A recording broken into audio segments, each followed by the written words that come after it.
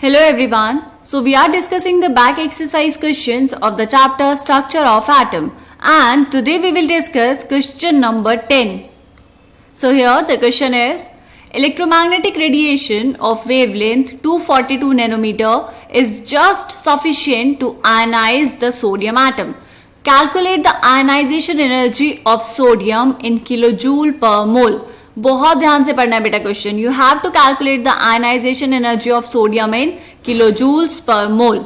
देखो क्या दिया आपको क्वेश्चन में. आपको कहा है कि आपके पास एक वेवलेंथ है. कितनी बेटा? वेवलेंथ आपको गिवन है 242 नैनोमीटर्स. तो सबसे पहले तो इसको कन्वर्ट कर लेंगे स्टैंडर्ड यूनिट्स में. यह आएगा 242 इंटू 10⁻⁹ मीटर्स. ठीक है. ये वाली जो वेवलेंथ है ये जस्ट सफिशिएंट है एक सोडियम एटम को आयनाइज करने के लिए. अब इस बात का मतलब क्या हुआ बेटा? देखो अगर आपके पास ये है यहाँ पर कोई एटम, दिस इज न्यूक्लियस, और यहाँ पर बाहर ये एटम में इस ऑर्बिट में एक इलेक्ट्रॉन है. इस इलेक्ट्रॉन को यहाँ से बाहर निकालने के लिए जितनी एनर्जी आपको देनी पड़ेगी उसको हम बोलते हैं आयनाइजेशन एनर्जी. तो ये जो 240 नैनोमीटर की वेवलेंथ आई है बेटा, ये जस्ट सफिशिएंट है इस सोडियम एटम को आयनाइज करने के लिए. मतलब इतनी एनर्जी अगर आप देंगे तो इलेक्ट्रॉन बाहर निकल जाएगा. ठीक है. मतलब ये जो है आपके पास Na, इससे क्या बन जाएगा बेटा? Na+ बन जाएगा. आपको निकालना क्या है? आपको निकालनी है ionization energy of sodium in kilojoule per mole. मतलब आपको पर मोल में बात करनी है. ठीक है. अभी यहाँ पर ये जो लेमडा आपको दिया हुआ है बेटा, हम क्या करेंगे? हम यहाँ से कैलकुलेट करेंगे एनर्जी ऑफ अ फोटोन. एक फोटोन की एनर्जी कितनी होती है? E = hc by lambda. ठीक है. एक फोटोन को बाहर निकालने के लिए इतनी एनर्जी हमें चाहिए होगी. वैल्यूज पुट करेंगे बेटा. E = h कितना? 6.626 into 10⁻⁻34 joule second into C is 3 into 10⁸ metre per second divide by lambda कितना है बेटा? ये आपको दिया है 242 इंटू 10⁻⁹ मीटर्स.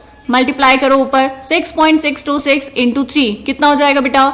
19.878 और पावर में आ जाएगा 10⁻⁻26 डिवाइड बाय 242 इंटू 10⁻⁹ यूनिट क्या आ जाएगी बेटा? जूल्स. राइट. डिवाइड करेंगे इसको. सो E = 0.0821 इंटू 10⁻⁻26 प्लस 9 -17 जूल्स. इसको साइंटिफिक नोटेशन में लिख देंगे बेटा. पॉइंट हमें चाहिए होगा 8 के बाद, तो ये हो जाएगा 8.21 इंटू 10⁻, 2 प्लेस राइट में शिफ्ट किया है हमने पॉइंट को, तो -2 हो जाएगी पावर. ये हो जाएगा -19 जूल्स. राइट. अब ये जो एनर्जी हमने कैलकुलेट की है बेटा, ये एक फोटोन की एनर्जी है. ठीक है. आपको क्या करना है? आपको आयनाइजेशन एनर्जी निकालनी है इन किलोजूल पर मोल.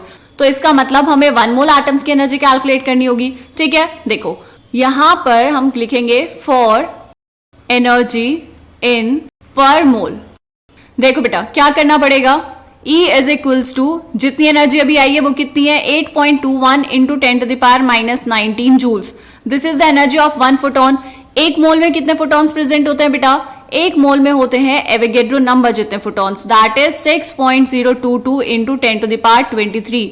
इतने फोटॉन्स होते हैं एक मोल में. ठीक है. बस अब आगे आंसर मल्टीप्लाई कर लो इसको. 8.21 इंटू 6.022 ये आएगा बेटा 49.44 इंटू 10⁴ जूल पर मोल. कैलकुलेट करनी है एनर्जी किलो जूल पर मोल में, तो क्या करना पड़ेगा बेटा?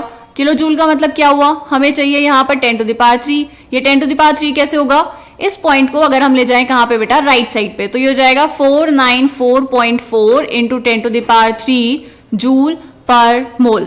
10⁻3 मतलब देखो अगर हमें जूल को कन्वर्ट करना है किलो जूल्स में, तो क्या करना पड़ेगा बेटा? डिवाइड बाय 1000 करना पड़ेगा, और वो डिवाइड बाय 1000 और ऊपर वाला 1000 कैंसिल, तो आपके पास आ जाएगा 494.4 किलो जूल पर मोल.